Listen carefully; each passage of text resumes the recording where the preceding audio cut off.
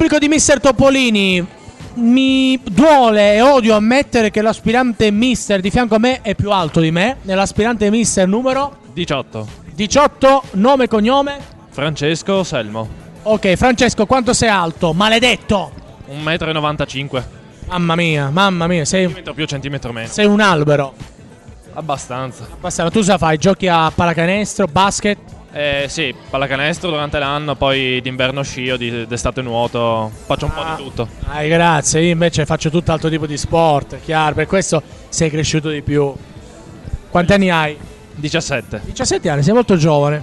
Abbastanza, dai. Senti, come mai ti sei iscritto a Mister Topolini?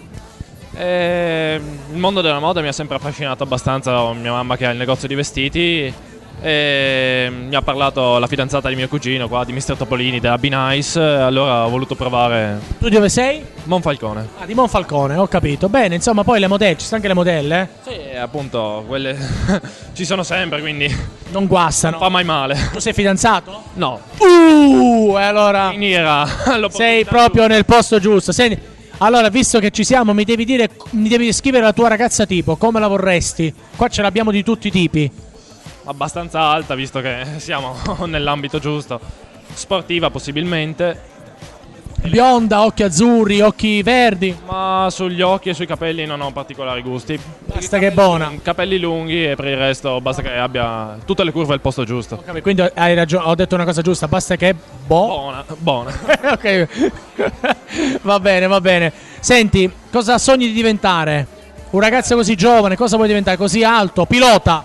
No, pilota no, perché nei caccia se hai il seggiolino d'espulsione mi restano dentro le gambe. Ah, quindi non puoi fare pilota di Sono carro. troppo alto. È troppo alto. E quindi? E quindi avevo pensato comunque o di lavorare nel mondo della moda o se no in alternativa medico. Quindi due cose completamente. Cosa completamente. Però c'è la faccia da primario, guardate, ha la faccia da ortopedico. Io avevo pensato a chirurgia. Chirurgia, anche ortopedico, ne ma. Anche Sono ortopedico. quelli che lavorano di più. Ci si può accontentare. Oh, ben arrivato a Mister Topolini, quella telecamera, divertiti innanzitutto. Adesso puoi dire e salutare chi vuoi. Saluto i miei familiari e i miei amici. Bene, insomma, diverti, in bocca al lupo. Grazie, crepi il lupo.